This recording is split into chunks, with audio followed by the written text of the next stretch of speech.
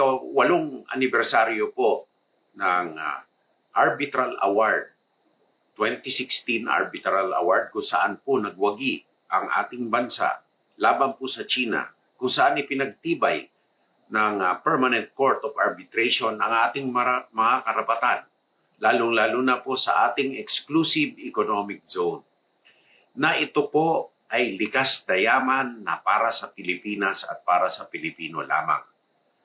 Ito pong award po na ito ay isinasapuso po ng bawat miyembro ng ating kagawaran ng tanggulang pambansa. Lalong-lalo na po ang ating mga kawal na nasa LS57, BRP Sierra Madre. Sapagkat ang mga gawaing ito ay isinisigurado lang po na para sa Pilipino ang likas na yaman sa ilalim ng karagatan ng West Philippine Sea. At gamitin ito para sa ating henerasyon at sa mga susunod na henerasyon upang mapayaman, maging matibay at matatag ang ating bansa. Kaya po hindi po ito biro-biro, hindi po ito salita lamang.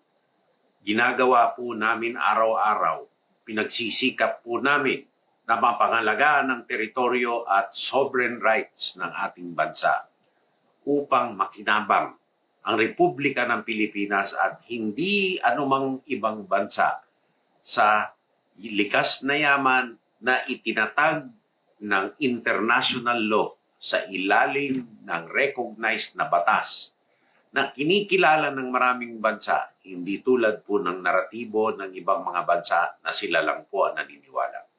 Kami po ay nananalig na nasa likuran niyo po kami sapagkat para sa ating mga kababayan po itong ating pinaglalaban at kung ano ang pinagwagi natin ngayong araw na to, kinikilala po natin at isinusulong po natin.